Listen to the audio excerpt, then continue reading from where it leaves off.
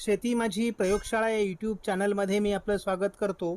या चॅनलवर आपण नवीन असाल तर या चॅनलला सबस्क्राईब करा. या चॅनलचे नवनवीन व्हिडिओ पाहण्यासाठी बेल आयकॉन नक्की दाबा. आपणास व्हिडिओ आवडल्यास लाईक आणि शेअर अवश्य करा. नमस्कार, मी डॉक्टर मच्छिंद्र बांगर महाराष्ट्रातील हवामान परिस्थिती संदर्भात ताजा अंदाज देणार आहे. आपण बघतो की बंगालच्या उपसागराकडून अजूनही पावसास अनुकूल स्थिती आहे. आज अरबी समुद्रातून देखील कोकण किनारपट्टीच्या दिशेने म्हणजे पश्चिम किनारपट्टीला पावसाचं प्रमाण वाढण्याचा अंदाज आहे.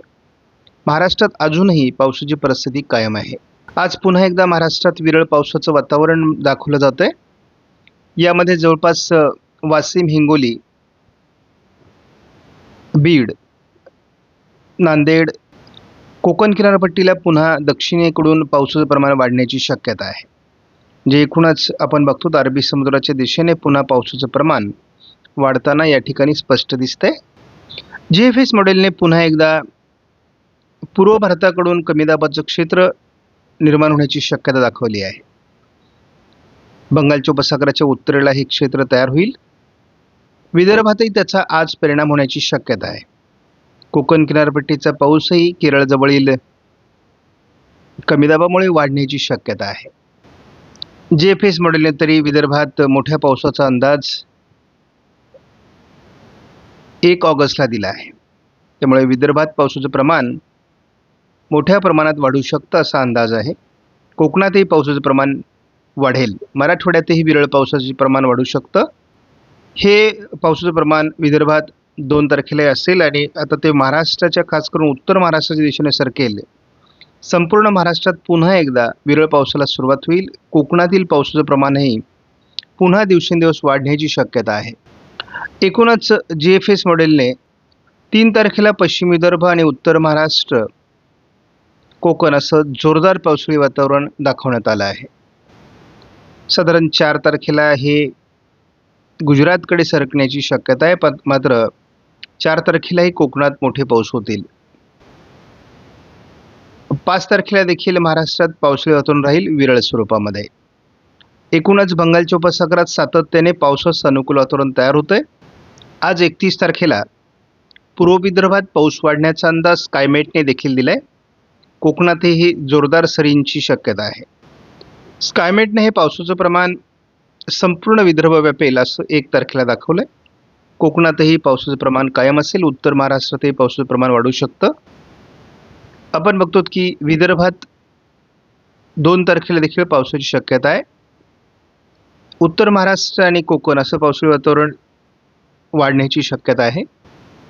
3 तारखेला आपण बघतो की मराठवाड्याचा उत्तरेकडील भाग, संपूर्ण विदर्भ, संपूर्ण उत्तर महाराष्ट्र, मध्य महाराष्ट्र आणि संपूर्ण कोकणात मुसळधार पावसाची शक्यता आहे. तीच परिस्थिती 4 तारखेलाही राहण्याची शक्यता आहे. महाराष्ट्रात पावसाचं प्रमाण वाढण्याची शक्यता आहे. कारण या कमी दाबाचा प्रभाव महाराष्ट्रावर सरकण्याचा अंदाज आहे. 5 तारखेला देखील महाराष्ट्रात मराठवाडा, विदर्भ, कोकण, उत्तर महाराष्ट्र, मध्य महाराष्ट्र असं पावसाळी वातावरण राहणार आहे. सध्या मान्सूनच्या दोन्ही शाखा पुन्हा एकदा 4-5 दिवसासाठी सक्रिय होण्याची शक्यता आहे. या आठवड्यात त्यामुळे पावसाचं प्रमाण पुन्हा वाढतंय. कोकणातील पावसाचं प्रमाण ECMWF मॉडेलने देखील वाढण्याची शक्यता वर्तवली आहे. पूर्व विदर्भातही आज जोरदार पाऊस होईल. 1 ऑगस्टला पुन्हा एकदा महाराष्ट्रात जोरदार पावसाचं वातावरण विदर्भ, मराठवाडा, कोकण असं वाढणार आहे. कमी दाबाचं क्षेत्र मध्य प्रदेशवर सक्रिय होण्याचा अंदाज ECMWF मॉडेलने दिला आहे. त्यामुळे विदर्भाच्या उत्तरेकडून जोरदार पावसाळी वातावरण 2 तारखेला असण्याचा अंदाज दिला आहे. त्याच कोकणातही पावसाचं प्रमाण वाढणार आहे. 3 तारखेला हे सगळं वातावरण उत्तर महाराष्ट्राकडे सरकणार आहे, गुजरातकडे सरकणार आहे, मध्य प्रदेशवरही त्याचा प्रभाव राहणार आहे आणि खास करून कोकणामध्ये पुन्हा एकदा 3 तारखेला मुसळधार पावसाची शक्यता राहील. उत्तर महाराष्ट्र आणि विदर्भातही त्याचा प्रभाव राहील. 4 तारखेला हे वातावरण सर्वपणे गुजरातकडे सरकल्यामुळे महाराष्ट्रातील पावसाचं प्रमाण कमी होऊ लागेल. परंतु तरी देखील उत्तर महाराष्ट्रामध्ये आणि कोकणामध्ये मोठं पावसाळी वातावरण 4 तारखेला राहणार आहे. मराठवाड्यापर्यंत त्याचा प्रभाव राहील. हे कमी दाबाचं क्षेत्र गुजरातवर पूर्णपणे प्रभावी ठरणार आहे. परंतु त्याच दरम्यान अरबी समुद्रात असलेले कमी दाबाचं हलकं क्षेत्र कोकणात प्रभावी राहणार आहे आणि त्यामुळे मध्य महाराष्ट्र आणि कोकण असं पावसाळी वातावरण राहण्याची शक्यता 5 तारखेला आहे. 6 तारखेपासून कोकणातील पावसाचा प्रभाव कमी होणार आहे. महाराष्ट्रातील पावसाचा प्रभाव कमी होणार आहे. हा एक प्रकारचा खंडच आहे. परंतु पूर्व विदर्भाकडे आपण बघतो पुन्हा कमी दाबाचं क्षेत्र निर्माण होते आणि बंगालच्या उपसागरात कमी दाबासाठी अतिशय अनुकूल वातावरण आहे. बंगालच्या उपसागरातील पूर्व शाखा ही अतिशय प्रभावी होण्याची शक्यता आहे. पुन्हा एकदा 6 तारखेपासून पुढे पावसाचं प्रमाण कमी होण्याची शक्यता आहे. त्यामुळे शेतकऱ्यांना एक चांगली उघडीप मिळेल. परंतु भविष्यात पुन्हा कमी दाबाची शक्यता नाकारता येत नाही. त्यामुळे गॅप घेऊन पुन्हा एकदा पाऊस महाराष्ट्रात सक्रिय होईल. आज महाराष्ट्रात पावसाने रात्रपाळी केलेली आहे. बऱ्याच विभागात हलक्या स्वरूपाचा पाऊस आज झालेला आहे. पावसाची तीव्रता साधारण 5 तारखेपर्यंत आहे आणि त्यानंतर पावसाचं प्रमाण हे कमी होणार आहे. मात्र मान्सूनची पूर्व शाखा म्हणजे बंगालच्या उपसागरातील पूर्व शाखा सक्रिय होण्याचा अंदाज आहे. त्यामुळे बंगालच्या उपसागरातून पुन्हा कमी दाब निर्माण झाल्यास महाराष्ट्रात पुन्हा पाऊस होऊ शकतो. कारण आता महाराष्ट्रातील झालेल्या पावसामुळे पावसास अनुकूल स्थिती निर्माण होण्यास मदत होणार आहे आणि पर्यायाने महाराष्ट्रात पुढील पाऊसमान ऑगस्टमध्ये देखील समाधानकारक राहण्याची शक्यता आहे. त्याचा अंदाज आपल्याला लवकरच येणार आहे. आपण एकूणच बघतो की कोकण किनारपट्टीला पावसाची तीव्रता राहणार आहे आणि पूर्व विदर्भात पावसाची तीव्रता राहील या आठवड्यामध्ये. उत्तर महाराष्ट्रातही पावसाचं प्रमाण वाढेल, मध्य महाराष्ट्रातही पावसाचं प्रमाण वाढेल, मराठवाड्यातही पावसाचं प्रमाण वाढेल. थोडं पश्चिम महाराष्ट्रातील काही जिल्ह्यात पावसाचं प्रमाण हलकंसं कमी राहील. परंतु सोलापूर जिल्ह्यापर्यंत, लातूर, धाराशिवपर्यंत पुन्हा पाऊस तयार होतोय. केवळ सातारा आणि सांगली जिल्ह्यात पावसाचं प्रमाण कमी राहू शकतं. आज विदर्भ आणि कोकण असं पावसाळी वातावरण आहे. इतरत्र पाऊस बऱ्यापैकी उघडण्याची शक्यता आहे. परंतु पुन्हा दुपारी पावसाचं क्षेत्र महाराष्ट्रात तयार होतं आहे. त्यामुळे आजही आपण बघू शकतो की जवळपास जळगावपासून तर सोलापूरपर्यंत एक पट्टा पावसाचा तयार होतो आणि जवळपास तो नांदेड, हिंगोली, परभणी, बीड, छत्रपती संभाजीनगर, जालना, बुलढाणा, लातूर, धाराशिव, सोलापूरपर्यंत प्रभावी होतो. कोकणातही पावसाचं प्रमाण राहणार आहे. त्यामुळे पावसाचा प्रभाव एकदम संपणार नाही. कमी दाबाचं क्षेत्र 1 तारखेला विकसित होत असल्यामुळे पावसाचं प्रमाण अधूनमधून 1 तारखेलाही राहणार आहे. विदर्भात त्याचं प्रमाण थोडं 1 तारखेला अधिक राहण्याची शक्यता आहे. मराठवाड्याचा पूर्व भाग आणि अगदी सोलापूरपर्यंत पावसाचं प्रमाण वाढते. सोलापूरचा पूर्व भाग हा प्रभावी आहे पावसामध्ये. कोकणात पावसाचं प्रमाण तीव्र राहणार आहे. हा कमी दाब बऱ्यापैकी बरेच मॉडेल मध्य प्रदेशच्या उत्तरेकडून सरकताना दाखवत आहेत.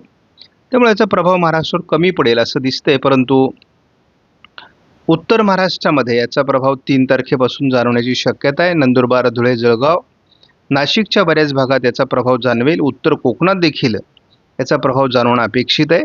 त्यामुळे कोकणातही 3 तारखेला मुसळधार पावसाची शक्यता राहील. 4 तारखेला देखील उत्तर महाराष्ट्रामध्ये याचा प्रभाव राहण्याची शक्यता अजूनही स्पष्ट आहे. आपण बघतो महाराष्ट्रामध्ये 4 तारखेला मराठवाडा, विदर्भ, मध्य महाराष्ट्र, पश्चिम महाराष्ट्र, दक्षिण कोकण असं मोठं पावसाळी वातावरण राहील. साधारण 5 तारखेपर्यंत या पावसाचा प्रभाव राहील असं दिसतंय आणि नंतर कोकणातील पावसाचा प्रभाव देखील कमी होणार आहे. 5 तारखेला काही विभागात जोरदार पावसाची शक्यता आहे. जे विभाग खास करून सुटलेले आहेत यामध्ये नाशिक पूर्वचा भाग आहे, छत्रपती संभाजीनगरचा पश्चिमी भाग आहे, अहिल्यानगरचा पश्चिमी भाग आहे किंवा बीड जिल्ह्याचे काही भाग आहेत. तर या ज्या ठिकाणी आता पाऊस झालेला नाही त्या ठिकाणी 5 तारखेला पावसाची शक्यता आहे. त्यामुळे पर्जन्यछायेच्या प्रदेशात थोडं पावसाचं प्रमाण 5 तारखेला असू शकतं असं दिसतंय. आणि एकदा हा पाऊस उघडल्यानंतर म्हणजे 6 तारखेपासून कोकणातील पावसाचं प्रमाण देखील कमी होईल. अधूनमधून एखाद दुसरी सरी झाली तरी पावसाचं प्रमाणच 6 तारखेपासून कमी होईल. विरळ स्वरूपात काही जिल्ह्यांमध्ये भाग बदलत पाऊस पडेल, परंतु त्याचं प्रमाणही खूप कमी असण्याची शक्यता आहे.